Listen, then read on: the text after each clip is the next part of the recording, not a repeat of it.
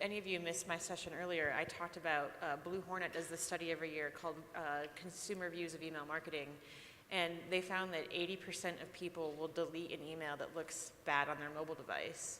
And so that's like a 15% increase over last year's study. And then I think 30% will unsubscribe, which is a 68% increase over last year. And what that's telling me is that people are becoming less and less tolerant of just like crappy mobile experiences. And so if your email looks horrible on mobile, not only is it going to affect your open and click rates, but you're probably just going to lose them as a subscriber, period, because they're going to learn that your emails are hard to interact with. And that subscriber experience is something that's really, really hard to measure. You're at a research-based conference and we're really focusing on a lot of metrics and clicks and opens, but that user experience, and it's kind of intangible and kind of hard to measure, but it's also really, really important. Yeah. So as you mentioned, this is a design panel, so we can't not look at pretty emails. So we'll start.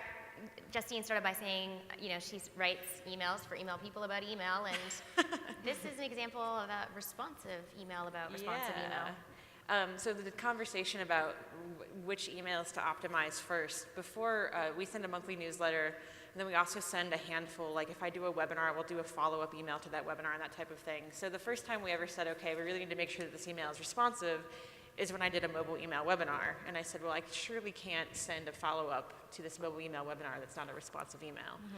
And then after that, we did this infographic on how to do, the how-to guide to responsive email. And we said, well, we definitely can't have, this was the precursor to our newsletters then becoming responsive on an ongoing basis. We said we can't send the newsletter without being responsive. So we try to keep it really simple. Amy made a really good point that looking at mobile forces you to really take a hard look at the content of your emails and trim down and remove things that aren't necessary. So we don't have any navigation.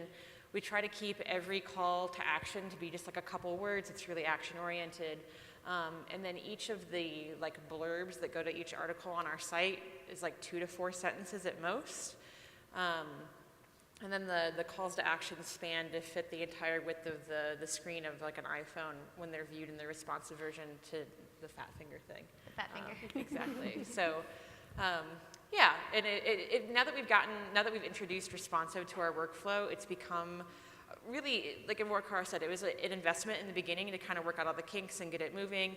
But now we have more or less like a template. We just swap out the background colors, put a new button language, swap out the images, and we're pretty much ready to go. We run it through, Litmus, of course, once to make sure it's ready to go. But after that, it just sort of renders really beautifully and works all the time. So it was an upfront investment, but now our customers are happy. We're happy that we're modeling the practices that we're talking about, and it's been kind of a win-win overall. Awesome.